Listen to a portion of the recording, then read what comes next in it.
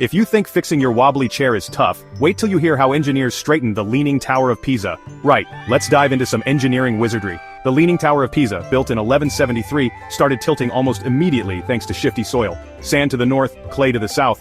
By 1990 it was leaning a whopping 5.5 degrees, basically giving gravity the middle finger. In the 90s, a committee of brainiacs did a deep dive with boreholes and soil tests, and they found the tower was on the brink of collapse. Yikes.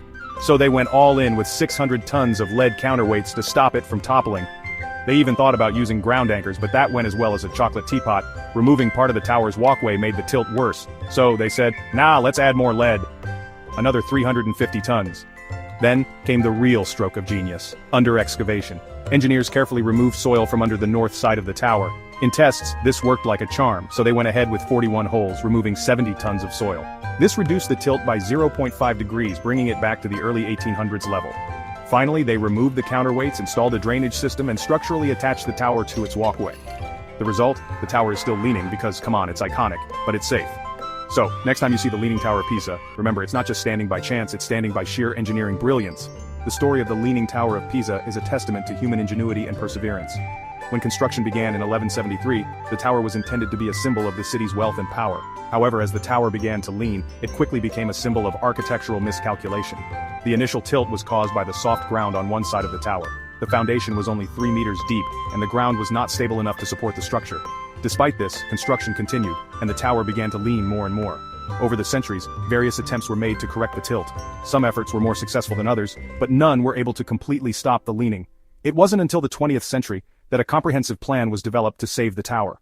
The team of engineers in the 1990s faced a daunting task. They had to stabilize the tower without compromising its historical integrity. The use of lead counterweights was a brilliant solution, but it was only a temporary fix. The real challenge was to find a long-term solution that would ensure the tower's stability for future generations. The under-excavation technique was a stroke of genius. By carefully removing soil from under the north side of the tower, the engineers were able to reduce the tilt without causing any damage to the structure. This method was tested extensively before being implemented, and it proved to be highly effective. The success of the project is a testament to the skill and dedication of the engineers involved. Their innovative solutions and meticulous planning ensured that the Leaning Tower of Pisa would remain standing for many years to come. Today, the Leaning Tower of Pisa is one of the most recognizable landmarks in the world. It attracts millions of visitors each year, all of whom marvel at its unique tilt and the incredible engineering that keeps it standing. So the next time you find yourself in Pisa, take a moment to appreciate the tower's history and the remarkable efforts that have gone into preserving it. It's not just a leaning tower, it's a symbol of human ingenuity and the power of engineering.